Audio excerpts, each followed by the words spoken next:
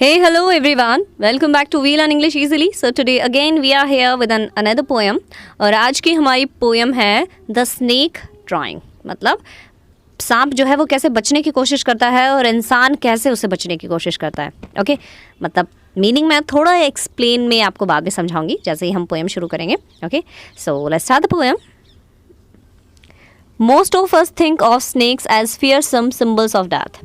हम में से अधिकतर लोग जो हैं वो सोचते हैं snake as fearsome symbol of death. मृत्यु का एक संकेत उसे हम मानते हैं कि अगर वो हमें काट ले तो हम जिंदा नहीं रहेंगे।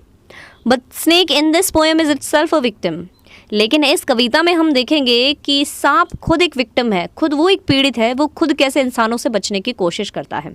ओके, इसीलिए कहा गया है द स्नेक ड्राइंग कि सांप कैसे बचने की कोशिश करता है। पोएम में होता ये है कि हमारे जो पोएट है या हम कहें कि एक पर्सन है जो कि सांप के पीछे उसे भगाने के लिए दौड़ता है और उसके बाद उसे ये फील होता है कि शायद सांप भी मुझसे बचने की कोशिश कर रहा है। ओके, तो चलिए देखते हैं द स्नेक ड्राइंग। सांप मुझसे बचने की कोशिश कर रहा है या सांप बचने की कोशिश कर रहा है to escape the pursuing stick. जो छड़ी या मतलब एक आदमी है जो कि छड़ी लेकर उस सांप के पीछे पड़ा हुआ है।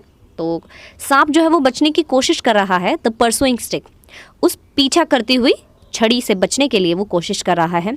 With sudden curvings of thin long body, वो मतलब जैसे उस पर छड़ी मारी जाती है तो अगर इस साइड में जैसे ये सांप है, इस साइड में छड़ी मारते हैं तो इस साइड हो जाता है, इस साइड में छड़ी मारते हैं तो वो इस साइड हो जाता है। तो ऐसा हो रहा है। ओके, सडन कर्विंग्स ऑफ इस थिन लॉन्ग बॉडी, मतलब वो कर्व आते हैं ना स्नेक में, जब वो चलता है लहरा के चलता है तो वो उसकी जो कर्विंग्स है लॉन्ग बॉडी में वो साफ दिखाई देते हैं।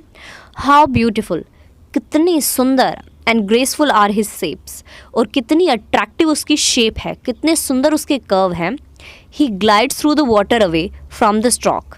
ग्लाइड्स का मतलब होता है बचकर निकलना, through the water away from the stroke, मतलब कि जब उसके ऊपर लकड़ी से प्रहार किया जाता है तो वो किसी तरीके से बचने की कोशिश करता है, पानी में से या ज़मीन पे से भी वो कैसे तरीके से निकलने की कोशिश करता है। और जैसे कि पोएट उसको देखते हैं कि वो कितनी सुंदर कर्विंग्स बनाते हुए, कितने सुंदर तरीके से लहराते हुए चल रहा है, उसकी बॉडी उसे बहुत ही ग्रेसफुल लगती है। तो वो कहता है ओ लेट हिम गो, अरे इसे जाने दो, ओवर द वाटर, पानी से जाने दो, into the reeds to hide, और साथ ही में वो जो छोटी छोटी घास फूस है उसमें जाकर इसे छुपने दो, विदाउट हर्ट, इसे चोट मत पहुंचाओ, बहुत ही सुंदर जानवर है, बहुत ही अच्छा जीव है। मतलब वो आपको कब काटेगा, जब आप उसे परेशान करेंगे। ओके, तो जब वो आपको परेशान नहीं कर रहा है तो आप उसका पीछा क्यों कर रहे हो। स्मॉल एंड ग्रीन, वो मतलब बहुत ही सुंदर है, छोटा सा है, ग्रीन कलर का है। ही इज़ हार्मलेस, किसी को नुकसान नहीं पहुंचाएगा, इवन टू चिल्ड्रन, बच्चों को भी नहीं। अलोंग द सैंड ही ले अनटिल ऑब्जर्व्ड, और मतलब कि अगर आप कभी देखोगे, मतलब बताता है पोइट कि अगर बच्चे मिट्टी में खेल रहे हैं और वो मिट्टी के बिल्कुल पास ही हैं तो वो बिल्कुल स्थिर पड़ा रहेगा, कुछ नहीं कहेगा, किसी को भी नहीं कहेगा, इवन बच्चों को भी नहीं कहेगा। अगर बच्चे वहां पर खेल रहे हैं तो जब तक उसको नोटिस नहीं किया जाएगा वो जैसा है वैसे के वैसा वो पड़ा रहेगा। And chased away and now he vanishes in the ripples among the green slim reads.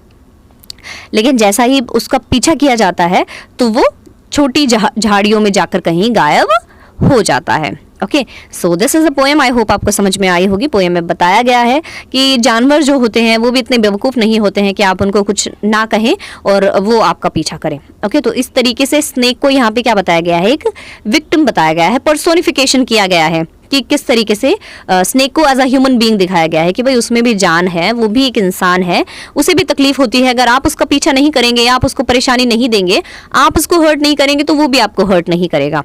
Okay, so this is a poem. I hope आपको समझ में आई होगी। Still you have any doubt then you can tell us in the comment section. Stay tuned with us, do subscribe the channel and hit the bell icon.